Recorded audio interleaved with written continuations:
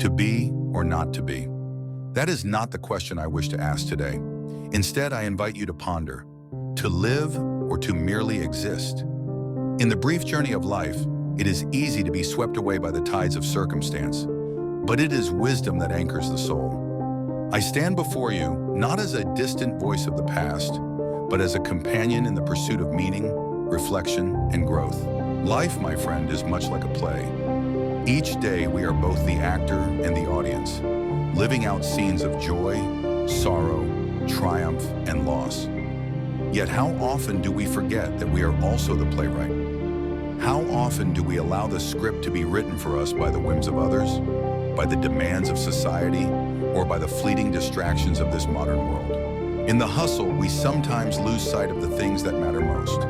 We pursue titles, riches, and praise, forgetting that true wealth is found not in what we gather, but in what we give. The measure of a life is not in its length, but in its depth. Consider the oak tree. For many years it stands firm, weathering storms, enduring seasons. It does not rush to grow, for it understands the truth of time.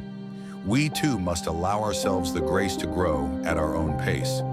Life is not a race, nor is it a sprint. It is a journey of self-discovery, of connection, and of understanding. One of the greatest lessons I have learned as the years have unfolded is this. We must first learn to listen to the silence within, to the whispers of our hearts, and to the wisdom of those who came before us. For it is in stillness that we hear the truest answers. In stillness we meet our truest selves.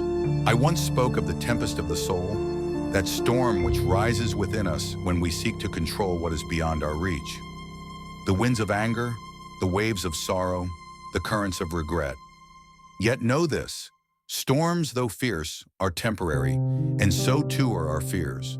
To elevate ourselves, we must learn to ride those storms with grace. We must face the tempest, not with clenched fists, but with open hearts.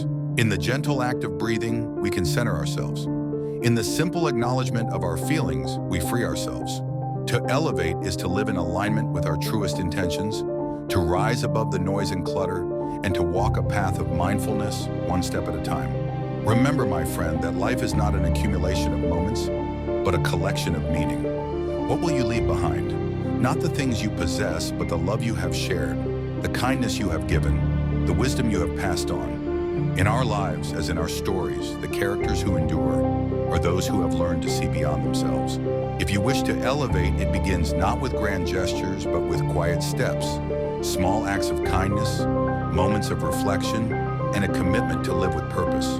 For when we live with intention, we inspire others to do the same. And thus, we elevate not only ourselves, but the world around us. You are the author of your own story. Write it well, live it fully, and always remember, in the quiet moments, the answers reveal themselves.